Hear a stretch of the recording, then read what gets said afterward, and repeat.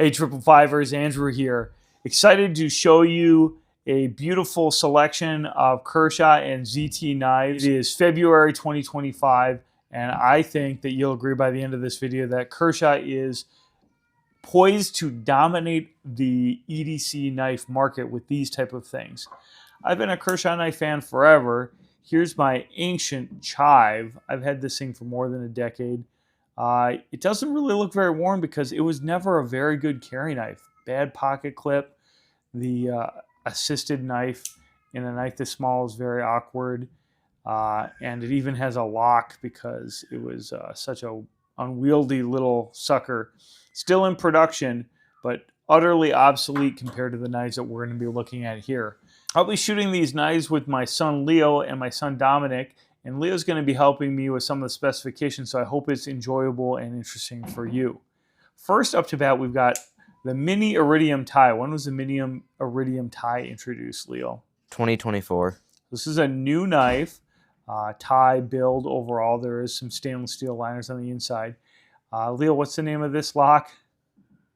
The duralock, I believe, is what it's called by Kershaw. Of course, what we're talking about here is the now out-of-patent Benchmade axis lock. And the axis lock is just basically a bar lock design. You're going to see this featured quite a bit on all of these knives. It's an excellent move for Kershaw to move to a bar lock style. Leo, what's the blade length of the Mini Iridium Ti and its weight? 3 inches, and it weighs 2.9 ounces. And what's that overall length? 6.9 inches. Cool. And how is the blade shape on this described? Blade shape would be... Looks like a spear point to me, huh? Spear point. That's right. Good. Okay. Yeah, so this, as you can see, has a beautiful, very glossy, almost mirror-like satin finish. And it is a very nicely, thinly ground knife. I EDC'd this knife for a week. Absolute joy to carry. A little bit on the heavier side for the size of knife that this is, but excellent deep carry pocket clip. And actually this large back spacer, which is set up for a lanyard, is really nice as far as keeping dust and grime out of the knife for EDC. Like the little gold anodized accents on this. And of course, it came perfectly set up with excellent action, as typical axis lock knives do. And I'm going to just call them axis lock because that's what it's always been for me. All right, next up to bat, we've got another new introduction for the Iridium line. This is the Launch Iridium, and as you can see, it's an auto. So yeah, let's just check out that action real quick. Woo, yeah, it's got some kick. Again, we'll just do that for the giggles. Yep, very nice. Now, this knife, as you can see, has one critical manufacturing difference from the last knife, and it's not just that it's an auto, it's that it's made in USA. The Mini Iridium Ti is a Chinese knife. This knife also has a premium magnacut steel, so really nice steel. You can see the stonewash blade here is really consistent and clean. I personally love stonewash because it just covers wear in an excellent way. This is a little bit larger knife. Leo, what's the blade length, overall length, and weight of this knife? Blade length is 3.45 inches. The overall length is 8 inches, and it weighs 3.1 ounces. Yep, and this feels like this has aluminum scales. Is that right?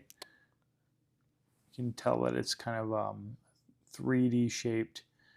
And yeah, so basically this is for your auto enthusiast. If you have a number of other Iridiums and you just want the auto version, it's cool to have the launch version of this. I'm going to have a separate video on auto knives and their place in the knife world. I have thoughts. I'm not sure if they're ones that auto enthusiasts will like. But if you're in a place where you can carry one of these knives, it's probably going to carry really nice because it's a deep carry pocket clip and just a very smooth, simple design. I cannot carry this in the draconian state of Minnesota, and so this will remain as a collectible for me if it stays in my collection, which frankly, autos don't here in the state of Minnesota typically. Up next, we have a very cool version of the Iridium. This is a reverse Tanto blade version of the full-size Iridium. And as you can see, this has a beautiful shaped carbon fiber grip. Again, these scales really kind of encompass just a very a beautiful and minimally machined frame on the inside. And again, we have a really nice big backspacer. This one's kind of a cool orange, coppery color. And again, this common Kershaw deep carry pocket clip. This is the sort of thing that everyone should be very happy about. The fact that all of these knives straight away are coming with excellent pocket clips is just a terrific thing for all of us who enjoy actually carrying these knives. Action again is just terrific. I mean, just terrific, as you would expect with a nicely tuned bar lock like this. And Leo, what's the specs on the blade length on this one? 3.45 inches. And the overall length? 7.95 inches, and it weighs 2.9 ounces. 2.9 ounces, yeah. So this feels very lightweight for a full-size EDC knife.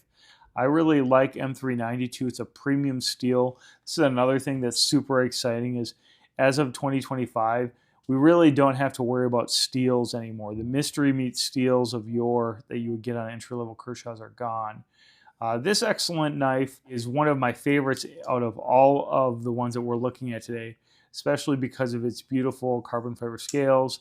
Again, a very aggressive stone wash, which gives it a little bit more subdued look, and I do like the way that they've anodized that spacer. But just a terrific knife. This is one I'm looking forward to carrying for sure. Up next, we have another Iridium. This one is basically the full-size big brother of the Mini Iridium Ti.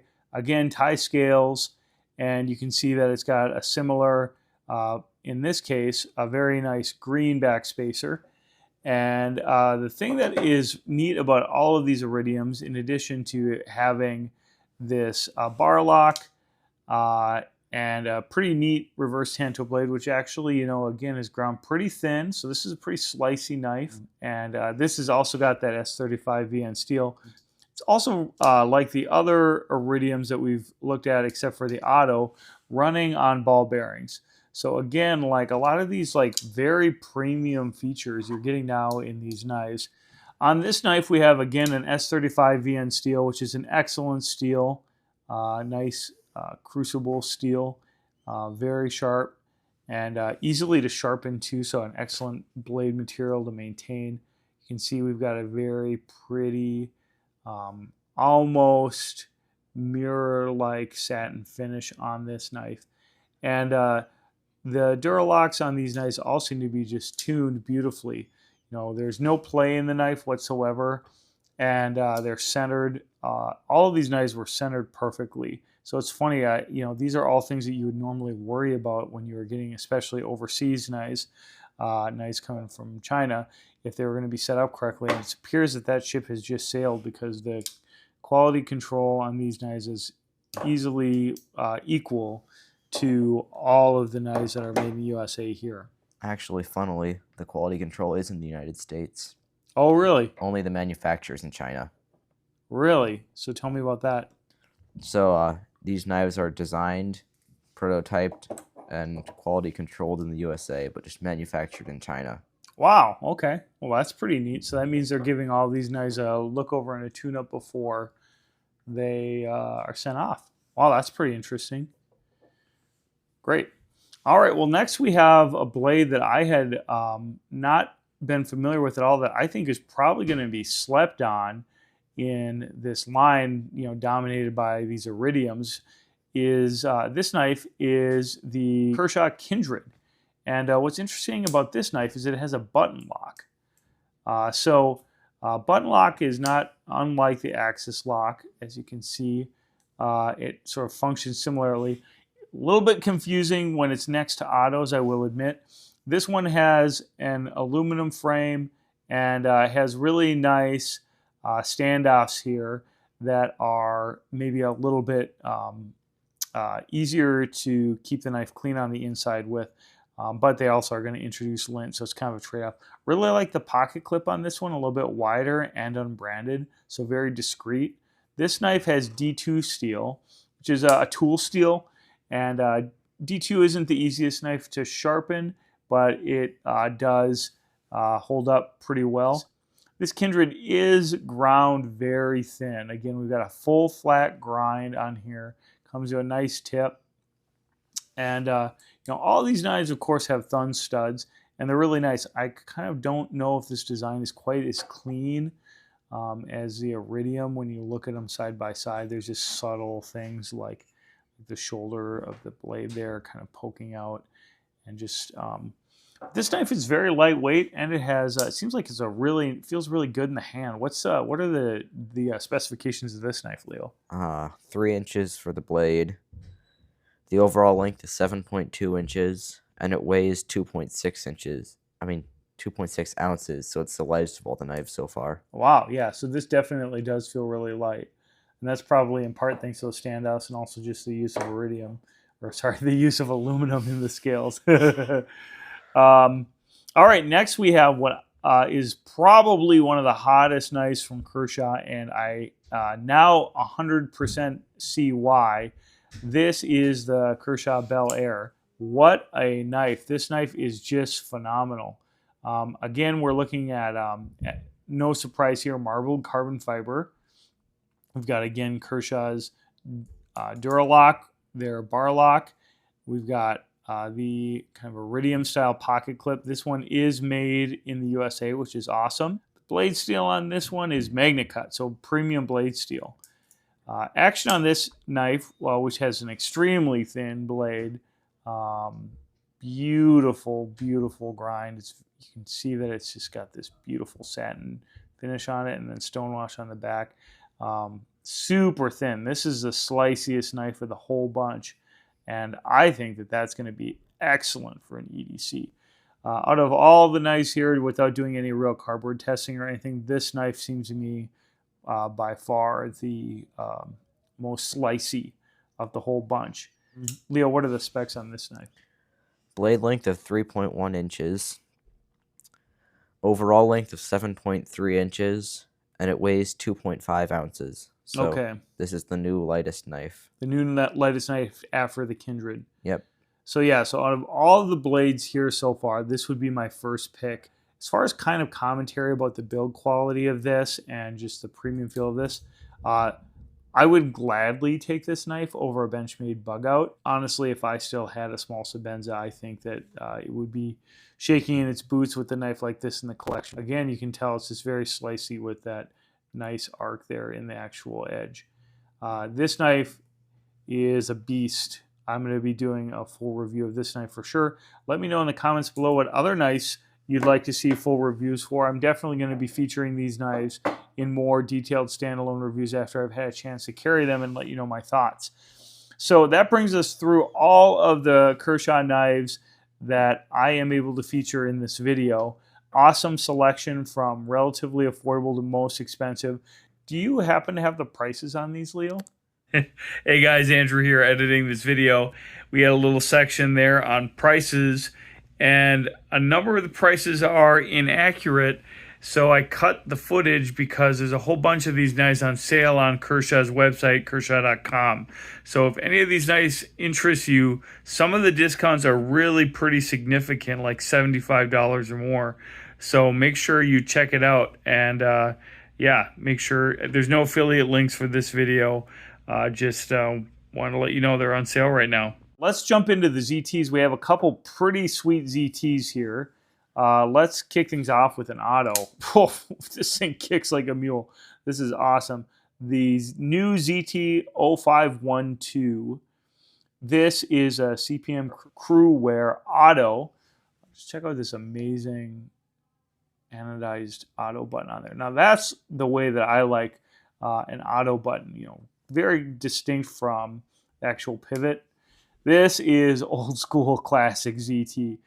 We've got a linen micarta scale here, and then kind of like a almost like dark purple anodized scale on the other side. Big standoff in the back. That's gold. That's super cool. And again, this knife is just a beast. I think it kind of looks the part of an old school ZT2. Tell me about the specifications of this one, Leo. Blade length is 3.45 inches. Mm-hmm. The overall length is 8 inches, and it weighs 4.4 ounces. Yeah, so definitely a big boy. But, all things considered, I think it'll be very carryable. Again, we've got this deep carry ZT clip, which we've seen before for sure. This one feels really good with the linen micarta, and it definitely looks like it is a cool knife in person. Really photographs beautifully. And crew wear, again, is a really premium steel. So super intense, awesome USA made ZT. Definitely for like the guy who wants a hardcore looking knife. And this is definitely a thinner blade than what we've seen in the real old ZTs. So it's like still going to be a good slicer. I would not say that this is the sliciest knife of the bunch, but the next ZT definitely is. And of course, the other thing that's nice about every ZT is you do get a serialized knife, which is always unique, and that's one of the things that I think is super cool about this. I got number 44 here. All right, last but most definitely not least, we have the ZT44. This is another beautiful button lock, and as you can see, it has a sort of special custom pivot there. Clean titanium scale. All of these knives have reversible pocket clips. And this one has, again, that ZT type of big standoff anodized green.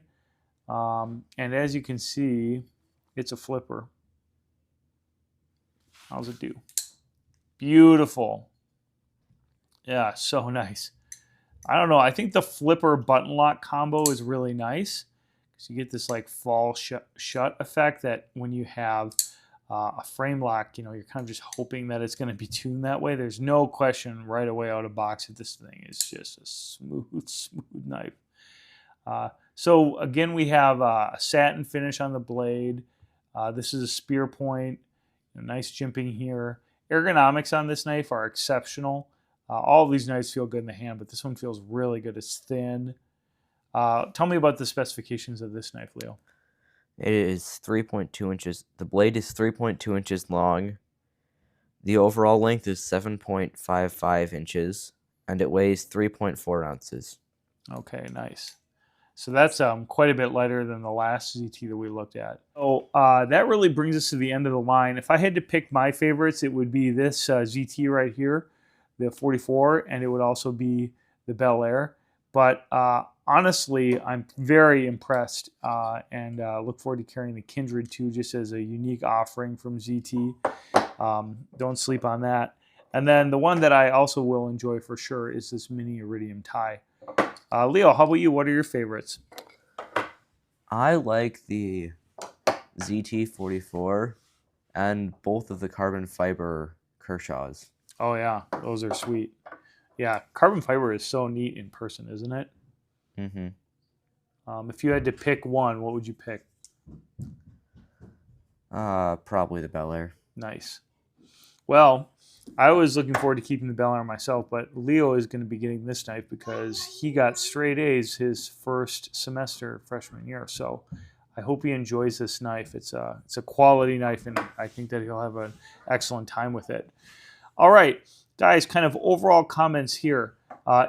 Kershaw is no longer just entry-level knives. Obviously, you knew about that with ZT, but now we have all of these extremely nice, extremely well-made knives across the line. Of course, I'm partial to the USA-made knives, and they do a great job of celebrating that. All of these knives have excellent steel. They have excellent pocket clips. They're all slicey. There are a really nice selection of knives out there, and this is just a small part of what is available from Kershaw and ZT right now. I want to thank Kershaw and ZT for sending me these knives. I received all of these knives for review.